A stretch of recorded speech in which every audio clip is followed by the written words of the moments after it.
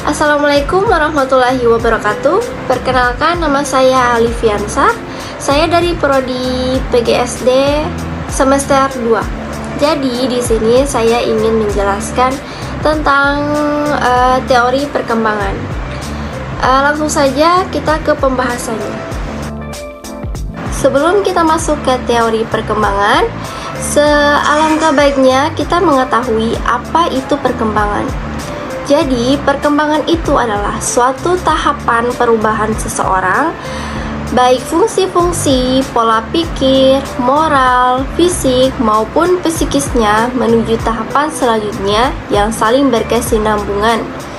Nah, jika sudah tahu apa itu perkembangan, kita langsung saja masuk ke teori perkembangan. Teori perkembangan dari para ahli psikologi perkembangan, di antaranya yang pertama teori environmentalisme. Teori ini menyatakan perkembangan ditentukan oleh lingkungan.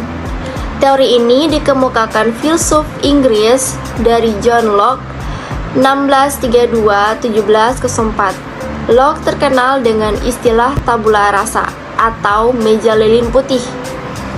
Locke mengakui kalau individu memiliki temperamen yang berbeda. Namun secara keseluruhan, lingkunganlah yang membentuk jiwa.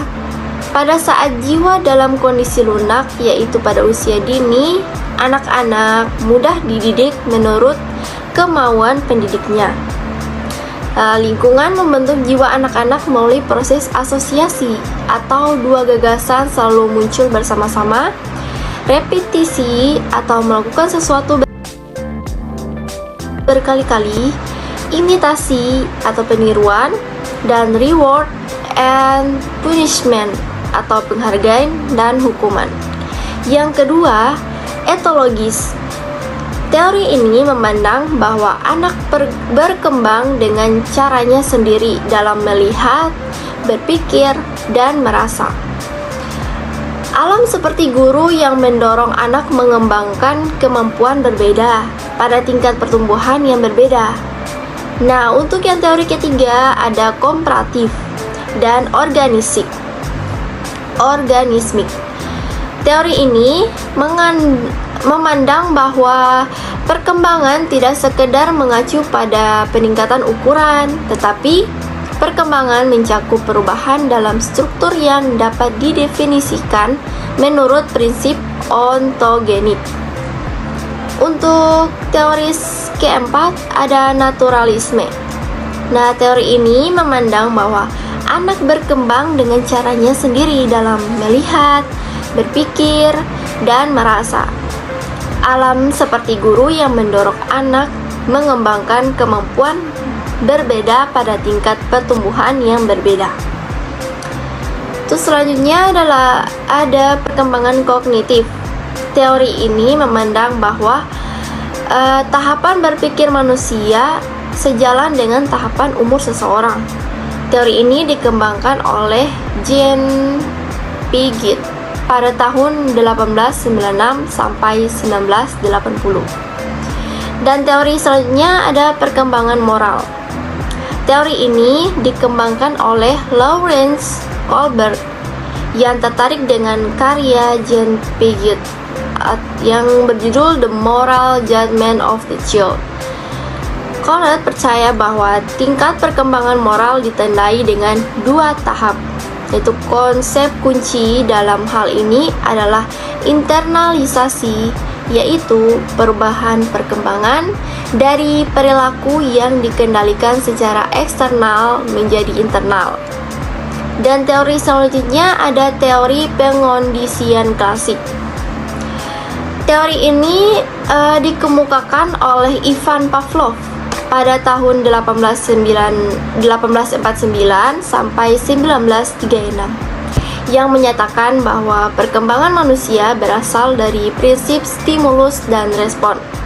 Melalui eksperimennya, Pavlov menemukan bahwa pengondisian dapat menimbulkan respon-respon bawaan terjadi secara spontan melalui latihan yang berulang-ulang. Dan teori selanjutnya ada teori pengondisian operan. Pengondisian operan dikemukakan oleh Skinner pada tahun 1905 sampai 1990. Untuk menemukan teori pengondisian opera sebagai sebuah teori perkembangan Skinner, membuat Skinner Box.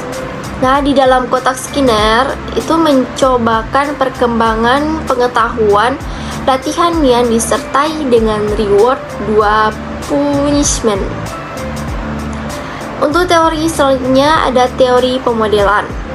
Teori pemodelan dikemukakan oleh Albert Bandura, lahir pada tanggal 4 Desember 1925 di sebuah kota kecil, Mundare, yang terletak Alberta bagian utara, Kanada, tepatnya di Kanada. Sampai saat ini Bandura masih bekerja di Universitas Stanford.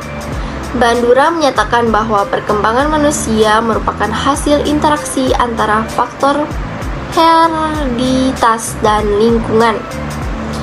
Untuk ada teori sosial historis. Teori sosial historis dikemukakan oleh Vygotsky pada tahun 1896 sampai 1934. Nah, Vygotsky berpandangan bahwa konteks sosial merupakan hal yang sangat penting dalam berpandangan bahwa konteks sosial ini sangat penting dalam proses belajar seorang anak. Pengalaman interaksi sosial ini sangat berperan dalam mengembangkan kemampuan berpikir anak. Interaksi antara anak-anak dengan lingkungan sosialnya akan menciptakan bentuk-bentuk aktivitas mental yang tinggi. Untuk teori selanjutnya ada teori psikoanalitik. Teori ini digagas oleh Sigmund Freud pada tahun 1856 sampai 1939, yang menekankan pada pentingnya peristiwa dan pengalaman-pengalaman yang dialami anak, khususnya situasi kekacauan mental. Menurut Freud, perkembangan seseorang digambarkan sebagai jumlah tahapan psikoseksual yang digambarkan pada tahapan-tahapan, antara lain tahap oral, tahap anal, tahap palik, tahap laten, dan genital. Setiap tahapan tersebut berkaitan dengan kepuasan libido seksual yang dapat memainkan peranan pada kepribadian seseorang ketika dia dewasa. Dan untuk teori selanjutnya ada teori psikososial. Teori ini digagas oleh Erik Erikson pada tahun 1902, yang menyatakan bahwa perkembangan terjadi sepanjang kehidupan manusia.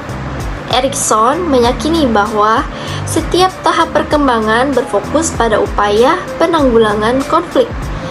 Kesuksesan atau kegagalan menangani konflik dapat berpengaruh pada setiap tahap perkembangan. Untuk teori selanjutnya ada teori perkembangan bahasa. Teori perkembangan bahasa digagas oleh Chomsky pada tahun 1928. Nah, Chomsky ini menyatakan kemampuan berbahasa adalah bawaan manusia yang tidak dimiliki makhluk lain. Kemampuan berbahasa telah dibawa manusia sejak lahir. Ya. Dan untuk teori selanjutnya ada teori humanistik.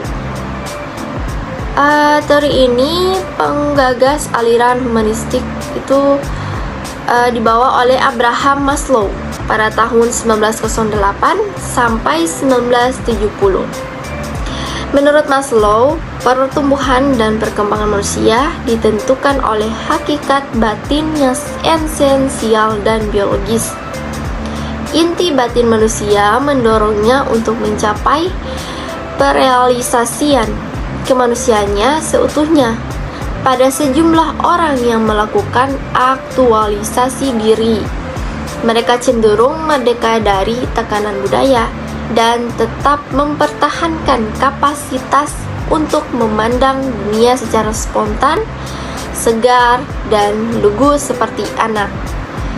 Jadi itulah beberapa penjelasan mengenai perkembangan dan ada juga beberapa teori dari para pakar